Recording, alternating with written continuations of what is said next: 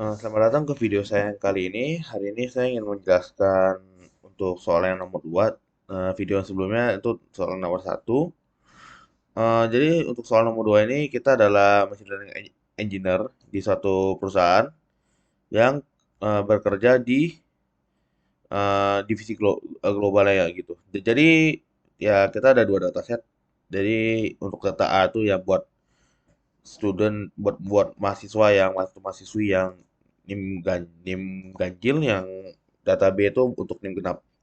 Saya sendiri sebelumnya saya memperkenalkan diri dulu lagi, nama saya Nicholas Javier, NIM saya 25020419556, dan yang saya dari kelas LA05. NIM saya adalah genap, maka dari itu saya menggunakan data B.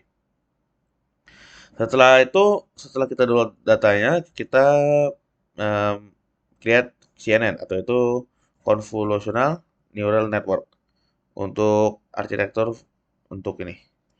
Jadi pertama-tama itu kita seperti biasa dulu saya import dulu. Di sini saya import TensorFlow dulu. Dari TensorFlow saya import Keras, dari Keras processing image saya import dulu image data generator untuk nomor satu A. Untuk nomor 2A.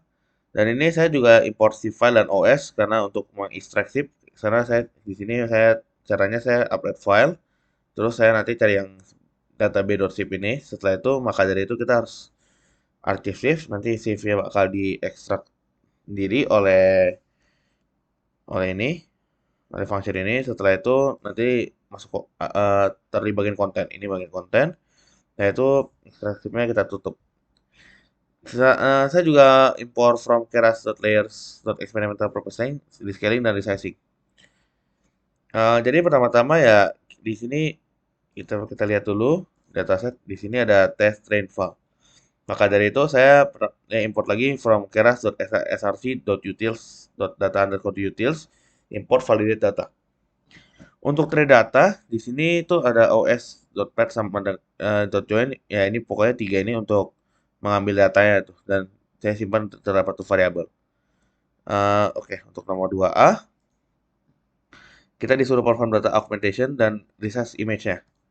Pertama-tama kita tuh harus ini image data generator dulu. Jadi ini ada ya pokoknya ini buat data generator dulu. Saya bisa di train, file dan test. Jadi yang hanya perlu dengan ini dengan yang kan kalau file ini sama test ini cuma perlu di rescale doang. Sementara kalau di training ini tuh dia harus bisa dimasukin banyak ini. Contohnya tadi juga ada banyak, ada kayak bisa taruh sheet juga, cuman di sini saya hanya menggunakan part ini untuk mempermudah. Eh ya, setelah itu saya masukin 6 size. 6 size-nya apa? Batch size. Tapi untuk batch size-nya ini saya samain semuanya gitu. Saya 75 gitu. Nah, ini target size-nya sudah saya kecilin ke 64 kali 64. Di sini tuh saya masukin ini ke generator train. Ini train gen tuh dari sini. Flow from directory itu dari mana ya? Dari ini, dari image data generator. Dan kelas mode saya masukin categorical. Dan setelah saya print dapat ini, ada segini. 168 image, ya dua kelas doang. Karena di sini bisa dilihat cuma dua kelas. Anemon Dahlias dan Ball Dahlias. Untuk yang bawah itu generator train big ini, ya ini size aslinya 2224. Nanti saya menemukan beberapa masalah ketika saya melakukannya. Jadi untuk penjelasan nomor 2 ini ya saya pertama cuma impor NIM saya 2502 ya ini genap. Saya masukin Google Colab eh, yang 3 pen ini. Setelah itu saya mau resize, cuman ini tidak, ini nanti saya ceritakan masalahnya. Jadi untuk 2B dulu ya. Untuk 2B kita harus make the baseline according to figure 1. Figure 1 yang ini ya. Jadi kayak dibaca dari bawah ke atas ini sesuai arah panahnya.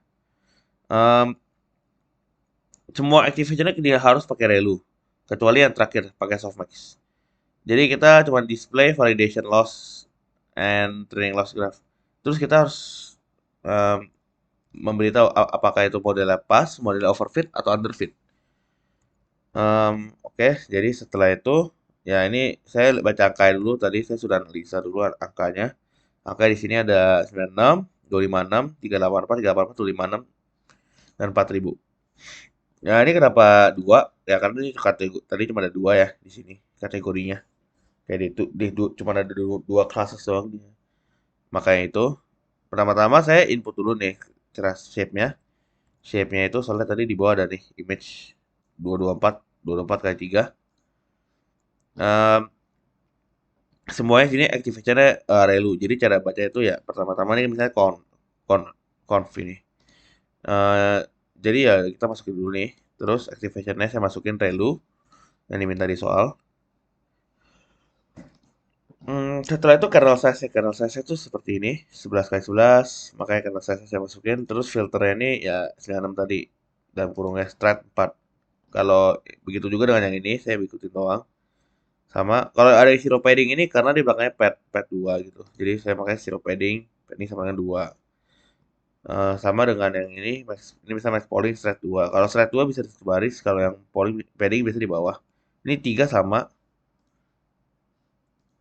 cuma beda di sini ini S2 ya.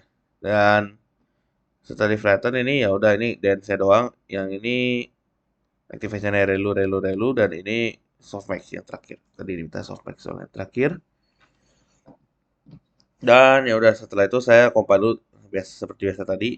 Saya kali pakai Adam. Nah, kalau tadi saya pakai categorical, sekarang saya pakai binary trophy. Dan matriksnya itu ya accuracy gitu.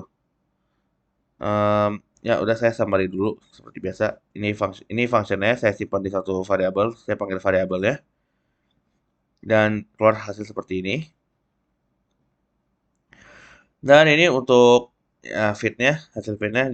Ya, jadi saya menemukan masalah di sini. Ini kan generator train big.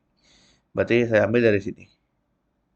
Kenapa nggak pakai yang ini? Karena saya mengalami masalah untuk waktu itu pas di run eh, tidak bisa, itu tidak jalan dan maka dari itu saya harus pindah ke train big lagi menggunakan 224 sesuai sesuai image size-nya tuh 224.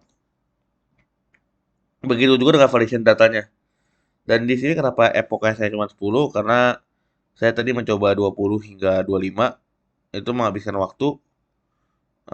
Maka dari itu saya tidak melakukan itu karena menghabiskan waktu. Jadi 10 sudah cukup dan ini hasilnya. Di sini bisa dilihat loss sama fallow-nya cukup tinggi dan akurasi cuma 0,5. Dan itu bisa dibilang cukup stabil karena hanya dua kali dia turun ke 0,48. Jadi di sini ya seperti biasa saya importnya lagi. Saya tadi lupa import di atas, makanya saya import di sini. Jaga-jaga untuk yang lain dan ya makait dari itu tabelnya di print jadilah seperti ini tabelnya. Jadi di sini kenapa jadi kalau menurut saya tabel ini tuh grafiknya bisa dilihat tuh tabelnya tuh sebenarnya fit. Soalnya dia tuh validation loss sama validationnya sama training loss sama validation lossnya tuh sama sebenarnya. Mendekati, tidak sama tapi mendekati dan beberapa juga sama. Ya berarti itu sebenarnya modelnya fit, cuman ya modelnya belum bisa dipelajari sendiri. Jadi harus diarahkan harus banyak ini. Maka dari itu di sini saya coba untuk 2C saya coba mengimprove dengan dropout dan base normalization. Jadi di sini base dan normalization itu ya udah saya cuma dropout base normalization di step ini ya saya masukin. Um, di sini saya tidak mengubah apa, ini juga saya tidak mengubah apa juga. Nah di sini dapat dilihat kalau ya lossnya dan fall lossnya sebenarnya ya bisa dibilang sama aja lah. Yang ini lebih tinggi, cuman yang di sini sama aja fallousnya. Tapi accuracy hanya naik sedikit gitu. Dan tabelnya jadilah seperti ini.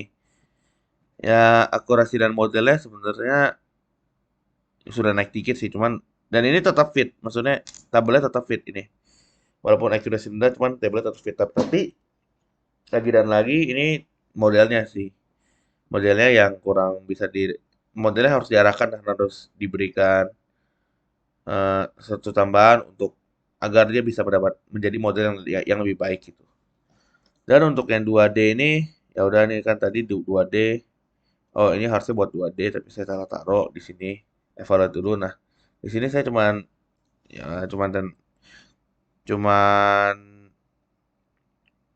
yang 2D ini saya cuman testing set untuk mempredik ground truth value with the predicted result. Jadi ya ini saya cuma nyoba gini, saya ambil satu gambar misalnya, terus saya tes nanti ini gambar atau apa. Di sini saya terbukti saya ambil gambar ini, saya dites, saya ambil gambar yang ini kan dari anemone dahlias. Saya pakai ini, dia keluarnya anemone dahlias. Ya, jadi sama juga dengan yang di bawah. Eh, ya, dan untuk soal nanti akan saya upload video yang ini. Dan terima kasih sudah mendengarkan penjelasan jawaban saya. Terima kasih sudah mendengarkan. Semoga mengerti. Terima kasih.